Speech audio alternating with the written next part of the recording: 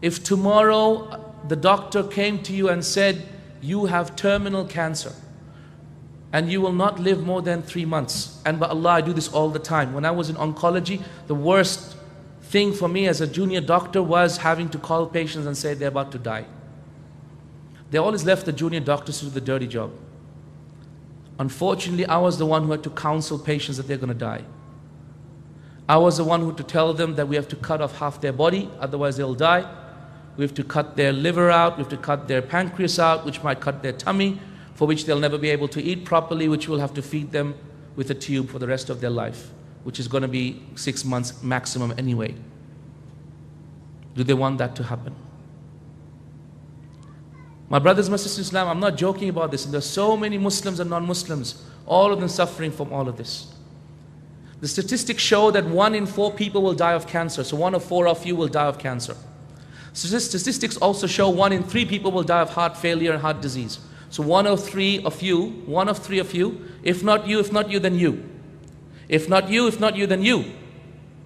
1 of 3 of you will die because your heart will fail. And you'll have a tremendous pain in your chest and you will die from that.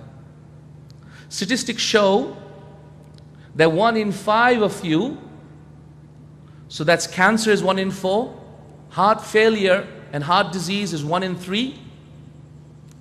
Statistics show that 1 in 6 of you will die from a serious infection because of some other underlying disease. 1 in 6. So if not you, then you. So choose which way you're going to die. It's always going to be something not bad, not good. Not going to be pleasant. Someone who has a serious disease, like heart failure, probably has kidney failure. Towards the end of their life, by the last 2 or 3 years, they're not allowed to drink much water. I have an auntie who's dying of heart failure. The problem with her is she cannot drink more than a cup of tea. If she drinks more than a cup of tea, then she ends up with more water and goes to her lungs and she is dying of breath, as if she is dying of drowning. So 1 in 4 of you will die like that. 1 in 3 of you will die from tremendous pain. And because there will be so much pain in your body, so much pain, we're going to give you drugs.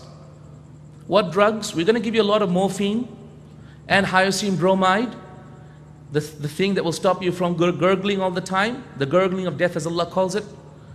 And we're going to give you a lot of diazepam. What is that? It's just to keep you completely sedated like you are a majnoon. So 1 in 3 of you will die like that. You will never have the chance to say La ilaha illallah. You know, people are going to remember this talk and say, oh, that guy was scaring us. I probably am. But I'm only telling you the truth. I'm only telling you the truth. 1 out of 2 of you will never have the chance to say La ilaha illallah at the time of death. I swear by Allah you won't. How do I know? Because the people who die of heart failure and people who die of cancer, which if you add them all together will approximately equate to half the people of you here. If you're dying of heart failure, you will die from either one of 2 ways. Sudden heart attack. Suddenly heart attack, you will not have the energy to even say anything. Sudden pain from which you'll go down on the earth and you'll just die. Okay? Or it will be a very, very bad death of water in your lungs, so you'll be breathing very hard. This is the one way of dying.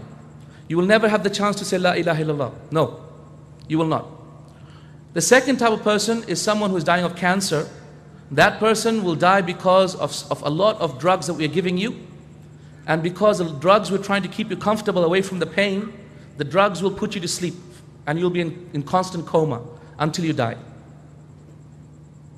So 1 in 2 of you will never have the chance to say La ilaha illallah. You won't. Medically speaking, there's no way you'll have the chance. The only chance you have, my brother and my sister in Islam, is for you to say it now. Only chance is to say it now, to make that change now.